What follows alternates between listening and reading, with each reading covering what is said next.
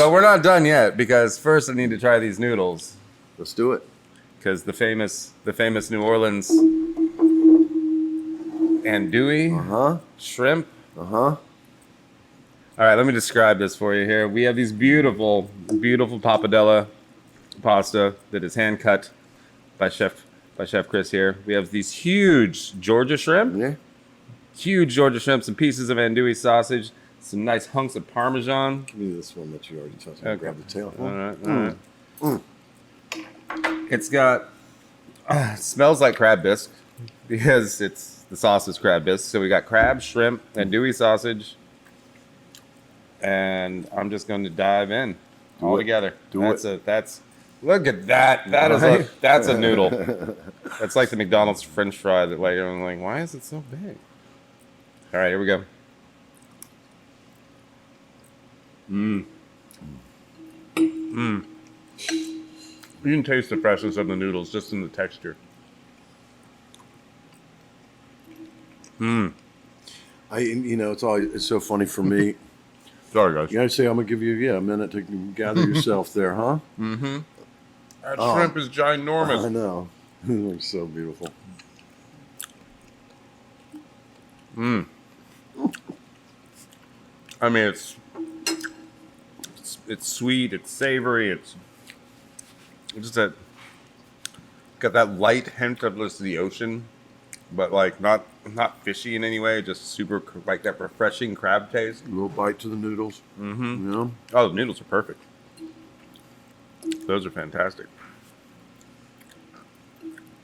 Sausage, meaty. Sausage, baby. I feel like I'm in New Orleans. I told you should hear jazz music in your head when you're Smells eating. way better though. Than New Orleans. Than New Orleans, yeah.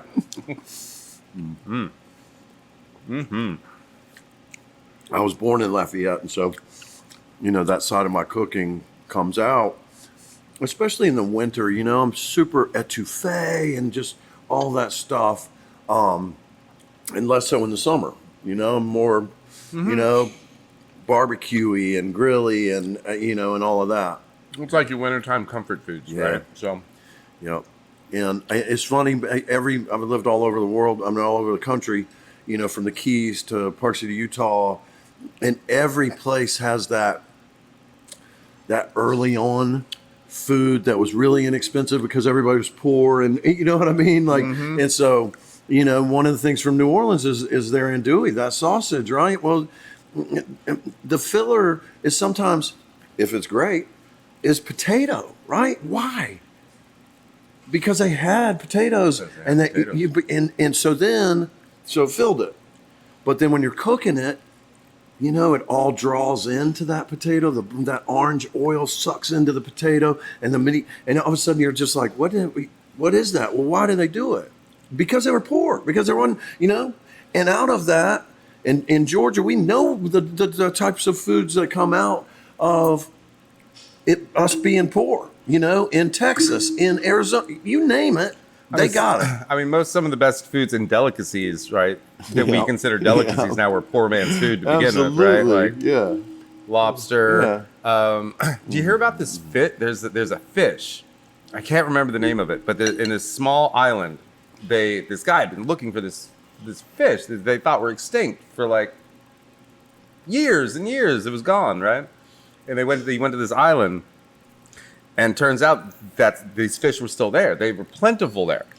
And the locals were just like, that's just those. Trash. We eat those all the time. Those are trash fish. Yeah, take them all, man. We're cool. And he's just like, are you kidding me?